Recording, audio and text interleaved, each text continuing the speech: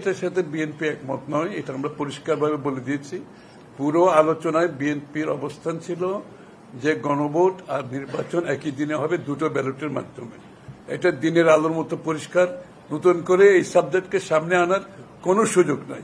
সেটা যেই বলুক, যারাই সেটা প্রতিবেদন দেখ, সেটা তাদের সমস্যা, এটা বিএনপির সমস্যা না। এই ব্যাপারে আলোচনার কোনো সুযোগ নাই।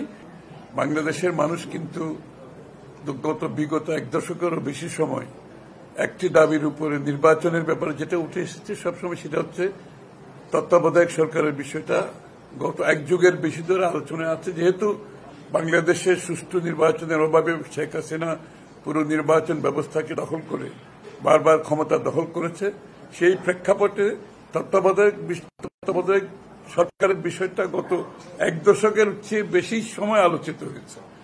এবং আলোচিত হচ্ছে এই কারণে যে তত্ত্বাবধায়ক ব্যতীত বাংলাদেশের নির্বাচন গ্রহণযোগ্য নয়।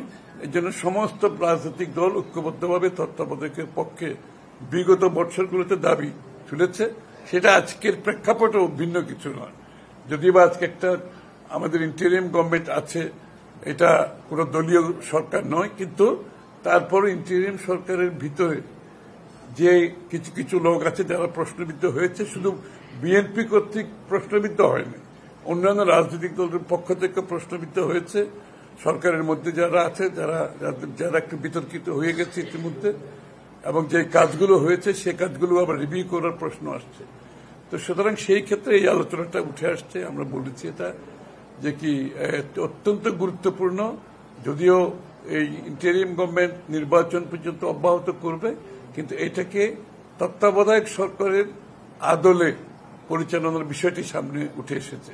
এটার সাথে জড়িত হচ্ছে নির্বাচন কমিশনের কর্মকাণ্ড এবং নিরপেক্ষতার মাধ্যমে নির্বাচন কমিশন যেটা নির্বাচন পরিচালনা করবেন, সেটার সাথে এটা কিন্তু খুবই জড়িত। কারণ নির্বাচন কমিশন বস্তুতপক্ষে নির্বাচন সংশ্লিষ্ট সমস্ত কাজগুলো নির্বাচন কমিশনের আওতার বাইরে কিছুই নাই।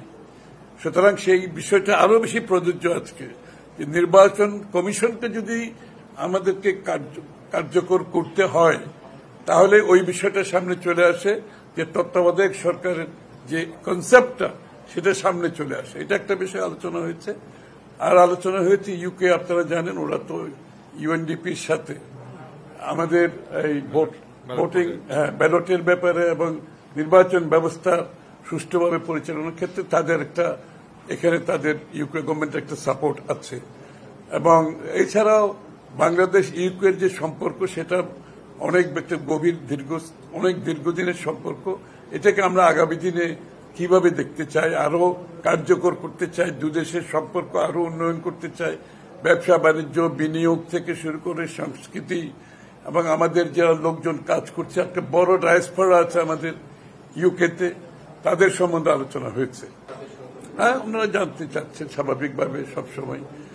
ভারপ্রাপ্ত চেয়ারম্যান দেশে আসবে কবে, এটা ওনারা জানতে চেয়েছেন এবং এই ব্যাপারে আলোচনা হয়েছে। এবং স্বাভাবিকভাবে উনি ওনার দেশে আসার বিষয়টা তো সবসময় আলোচনার মধ্যে আছে। তবে এই বিষয়ে আলোচনার খুব বেশি কিছু নাই, কারণ বাংলাদেশে উনি কবে আসবেন এটা ওনার সিদ্ধান্ত, এবং উনি সঠিক সময়ে খুব কম সময়ের মধ্যে দেশে ফিরবেন, এটা পরিষ্কার। দিনক্ষণ ওনার পক্ষ থেকে ওনার বলা হবে, বাট খুব এই সময়টা খুব বেশি দূরে নয়, অতটুকু বলা যাবে।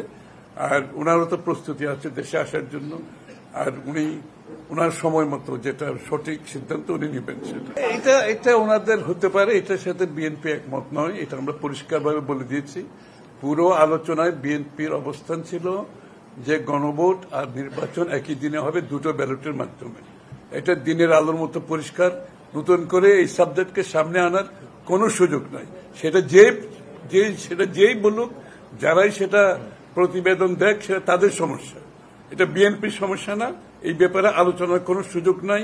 নির্বাচনের দিন দুইটা ব্যালটের মাধ্যমে গণভোট হবে, নির্বাচন প্রার্থীর পক্ষে ভোট প্রদান করা হবে। এর বাইরে যাওয়ার কোনো সুযোগ নাই। এটা বিএনপির প্রথম দিন থেকে অবস্থান, এখনো সেই অবস্থানের কোনো পরিবর্তন হয়নি, আগামী দিনেও সেটার কোনো পরিবর্তন হবে না। আমরা তো বলেছি আমাদের অবস্থান একেবারেই পরিষ্কার। কারা কি রিকমেন্ড করেছে এটা তাদের সমস্যা, তারা তো বাংলাদেশে ভোট করবে না, ভোট করবে রাজনৈতিক দলগুলো। রিকমেন্ড অনেক কিছু করতে পারে। আমাদের অনেকগুলো রিকমেন্ডেশন ছিল যেগুলো ঐক্যমতে আসে নাই। ইট ডাজন্ট মিন দ্যাট এটা আমাদের ঐক্যমতে সই করতে পারবো না, সই করেছে তো যতটুকু ঐক্যমত হয়েছে। একটা জিনিস বুঝতে হবে, প্রত্যেক কিছু ঐক্যমতের পরিপ্রেক্ষিতে সমাধান হতে হবে। ঐক্যমতের বাইরে গিয়ে কে কি বলছে, কে কি রিকমেন্ড করছে, এটা তাদের ব্যাপার, থাকতেই পারে, আমাদের সেখানে কোনো অসুবিধা নাই। কিন্তু ঐক্যমতের বাইরে গিয়ে কোনো সিদ্ধান্ত দেওয়ার কোনো সুযোগ নাই। যেহেতু বিএনপি এখানে ঐক্যমত পোষণ করে না, সেদিকে যাওয়ার আর কোনো সুযোগ নেই।